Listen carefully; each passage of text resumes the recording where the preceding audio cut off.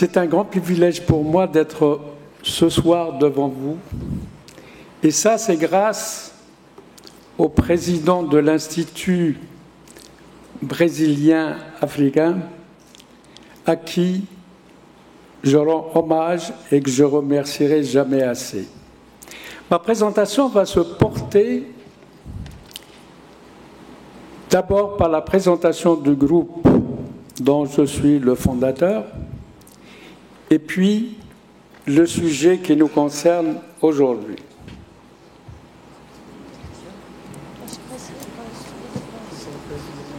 Le groupe Cevital, en quelques chiffres, c'est 18 000 employés, 26 filiales, 30% de croissance annuelle ces 15 dernières années, 4 milliards de dollars de chiffre d'affaires et premier groupe privé en Algérie.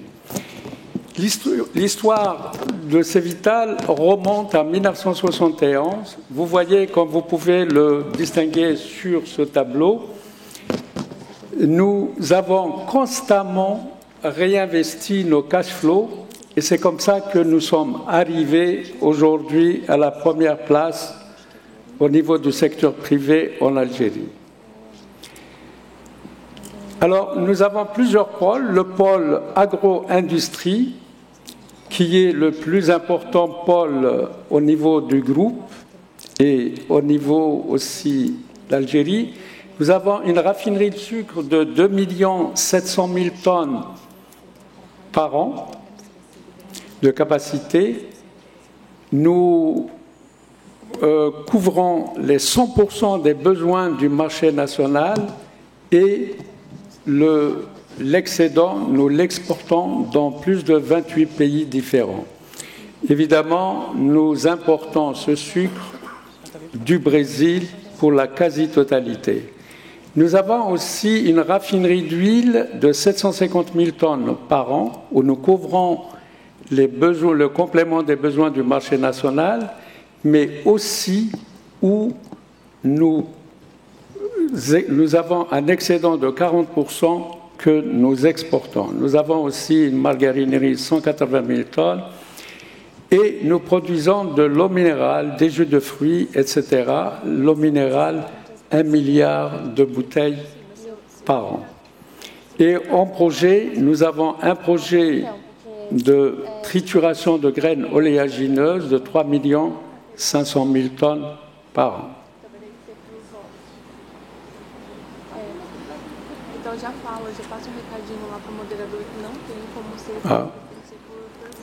Il y a un problème. Très bien. Le deuxième pôle que nous avons, c'est le pôle industrie manufacturière.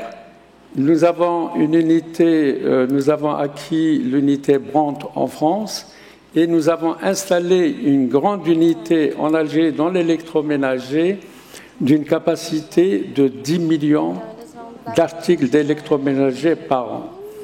Nous avons aussi une autre unité de fenêtres à double vitrage, 2 millions de fenêtres par an. Nous avons en France acquis une unité qui produit 200 000 fenêtres double vitrage par an en profilé PVC. Et en Algérie, nous produisons du panneau sandwich pour 2 millions de mètres carrés par an et des structures métalliques pour 24 000 tonnes par an.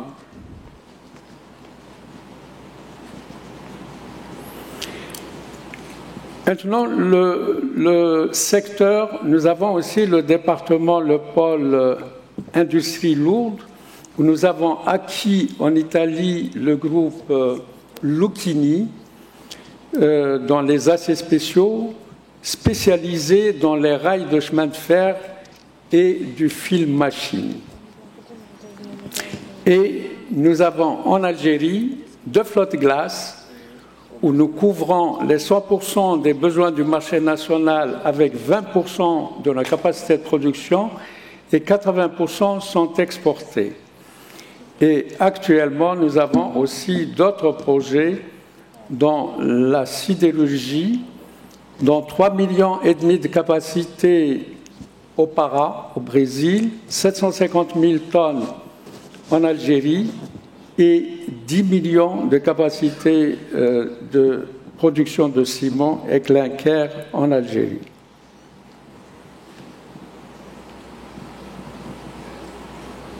Ah. Pardon? Ah, d'accord. Ici. D'accord. Donc, comme vous pouvez aujourd'hui le voir sur cette carte, il y a actuellement plusieurs pays dans le monde qui sont touchés par les problèmes de la faim. Et dans une bonne partie, malheureusement, ils se trouvent en Afrique. Et je suis convaincu que nous pourrions éradiquer, avec le potentiel des terres agricoles en Afrique, surtout au niveau du sud du Sahel, parce que l'Afrique du Nord, en réalité, nous avons des problèmes d'eau. Vous pouvez aussi voir ici la représentation de la croissance démographique en Afrique. Donc nous avons plusieurs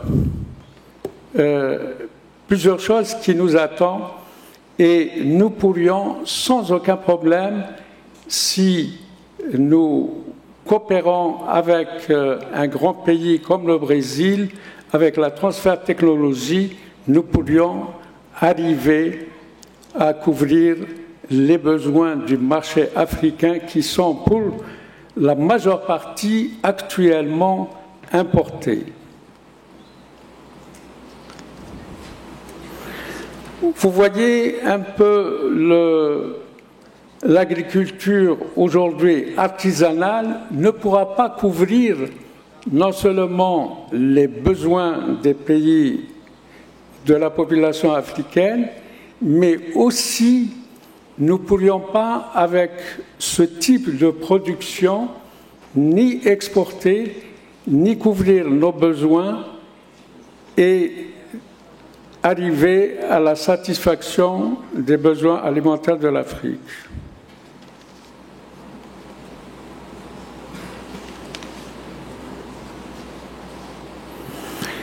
Donc, le groupe Cévital, aujourd'hui, on est beaucoup plus spécialisé au niveau de la logistique pour les échanges commerciaux entre le Brésil et l'Algérie, et notamment et certains pays africains.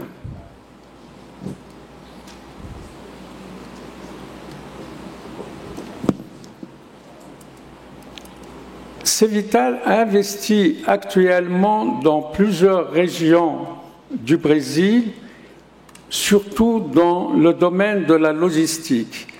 Nous avons actuellement en développement des ports un port au niveau de Méritituba, un autre à Santarém, un autre à Vila de Condé et un autre à Maraba. Ceci est le fait qu'en 2013, on est venu ici avec mes collaborateurs pour prospecter nos approvisionnements au niveau du Brésil et nous avons constaté qu'il y avait des problèmes de logistique au Brésil. Et c'est ainsi que nous avons décidé d'investir dans la logistique. Nous avons constaté par exemple que les prix du maïs à Mato Grosso revenaient approximativement à 85 $ la tonne et la logistique en 2013 était de 140 $ la tonne.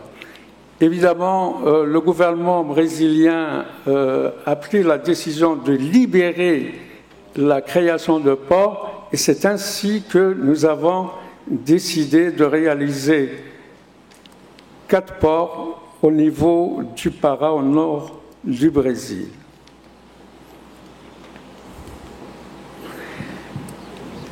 Voilà un peu, si vous voulez, là où le groupe Cevital a décidé de créer ces différents ports.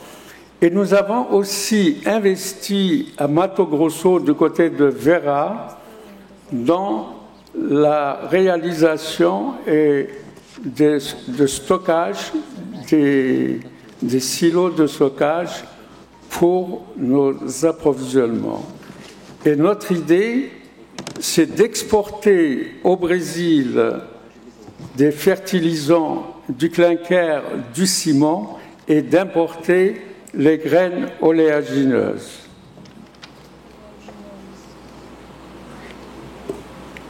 Voilà un peu le circuit, si vous voulez, que nous avons imaginé et décidé à commencer à réaliser au Brésil.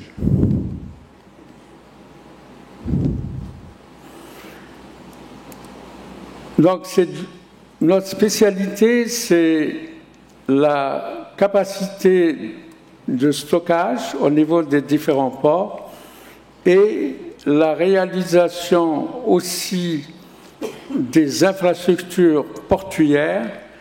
Par exemple, je peux vous donner un exemple. Au niveau du port de Béjaïa, où nous avons nos installations industrielles, nous déchargeons à 2000 tonnes à l'heure, un bateau de 50 000 tonnes en 48 heures, et nous avons 500 000 tonnes de capacité de stockage.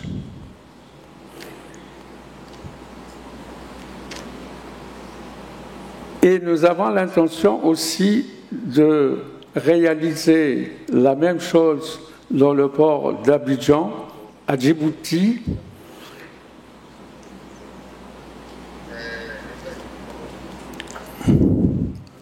Voilà un peu, si vous voulez, les différents échanges commerciaux entre le Brésil et les pays africains que aujourd'hui nous avons donc l'Algérie dans le port de Béjaïa. Nous avons aussi pensé à Abidjan, Djibouti pour alimenter l'Est de l'Afrique. Et nous comptons aussi nous installer à Casablanca ou à Tangemed.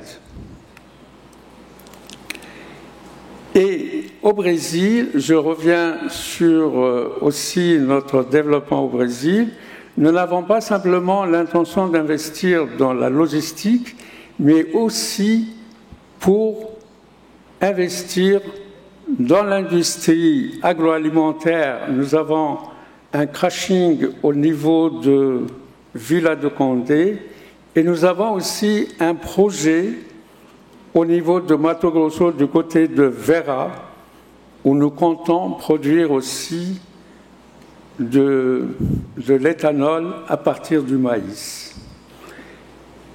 Et nous avons un grand projet au niveau de Maraba dans l'industrie sidérurgique où nous avons prévu la réalisation d'un grand complexe de 3 500 000 tonnes d'acier dont la majeure partie sera destinée à l'exportation.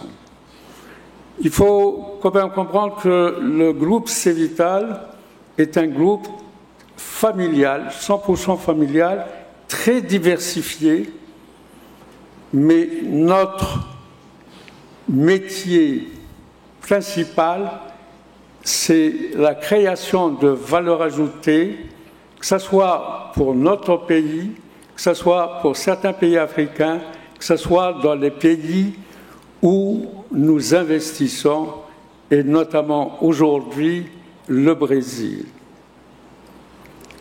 Si je dois revenir à l'agriculture, nos pays, le pays du Nord, de l'Afrique du Nord, nous avons un grand problème, évidemment, d'eau. Nous avons de très grandes superficies en Algérie, on n'a absolument aucun problème. Nous avons le soleil, mais il nous manque l'essentiel, c'est l'eau. Et certaines activités certains produits, comme par exemple le sucre, le maïs, etc., nous sommes tenus d'aller les chercher où nous pourrions les trouver. Et généralement, c'est dans les pays où il y a suffisamment d'eau, où il y a une technologie, comme par exemple le Brésil. Mais demain, nous pensons que nous comptons investir aussi dans les pays au sud du Sahel, notamment au Nigeria, au Kenya, au Congo, si évidemment nous aurons la possibilité d'accéder à des terres. Et au niveau des pays africains, aujourd'hui le problème numéro un qui se pose, c'est les infrastructures, c'est aussi l'accès facile aux terres agricoles. Il est évident qu'aujourd'hui, si on veut développer l'agriculture en Afrique, il faut une agriculture industrialisée. Voilà, je tiens à vous remercier pour votre aimable attention.